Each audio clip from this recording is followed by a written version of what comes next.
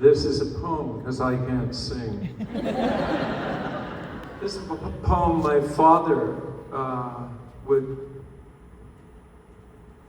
recite to us when we were little, and I would read it to Noah and Thea when they were little, and Noah's reading it to Sully now. So it's a family Christmas tradition and a kind of cool one for any family.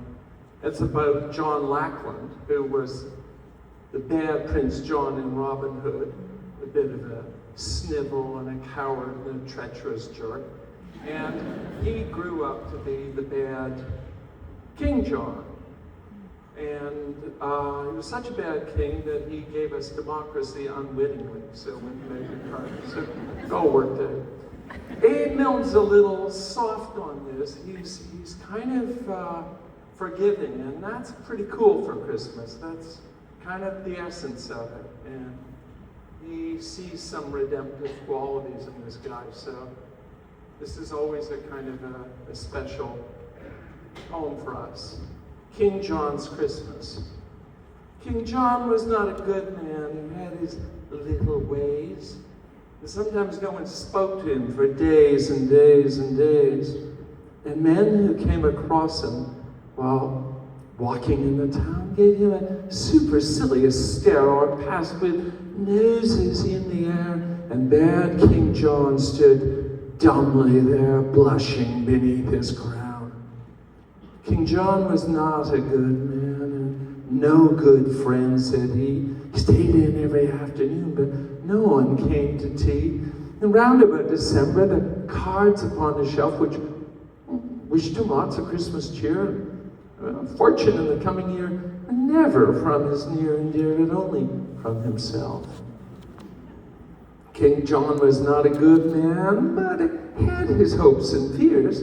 They'd given him no present now for years and years and years. But every year at Christmas, while minstrels stood about, collecting tribute from the young for all the songs they might have sung, he stole away upstairs and hung a hopeful stocking out. King John was not a good man. He lived his life aloof.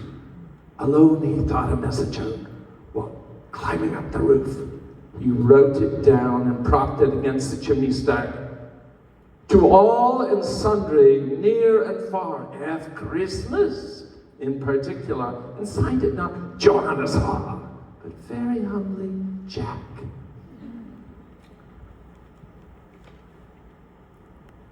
I want some crackers and I want some candy, and I think a box of chocolates would come in handy. I don't mind oranges, I do like nuts. And I should like a pocket knife that really cuts. And oh, Father Christmas, if you love me at all, bring me a big red India rubber ball. King John was not a good man. He wrote this message out and gat him to his room again, descending by the spout. And all that night he lay there, a prey to hopes and fears. I think that's him accounting now. Anxiety bedewed his brow. You'll bring one present anyhow, the first I've had for years. Forget about the crackers and forget about the candy. Sure, a box of chocolates would never come in handy. I don't like oranges, and I don't want nuts, and I've got a pocket knife already that almost cuts. But oh, Father Christmas, if you love me at all, bring me a big red India rubber ball. King John was not a good man.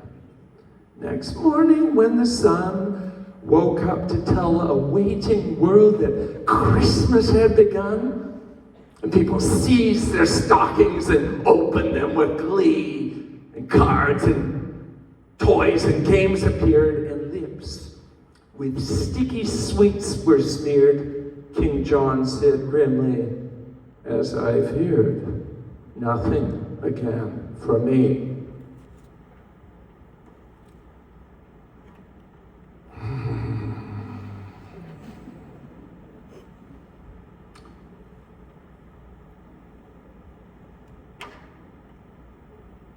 It was so intense, I lost my place. I did want crackers and I did want candy. And I know a box of chocolates would come in handy. And I do love oranges, and I did want nuts. And I have got a pocket knife that really cuts. But oh, if Father Christmas had loved me at all, he would have brought a big red India rubber ball. King John stood by the window and frowned to see below the happy bands of boys and girls all playing in the snow. And as he stood there watching and envying them all, when through the window, big and red, there hurtled by his royal head and bounced and fell upon the bed an India rubber ball. And oh, Father Christmas, my blessings on you fall for bringing him that big red India rubber ball. Merry Christmas.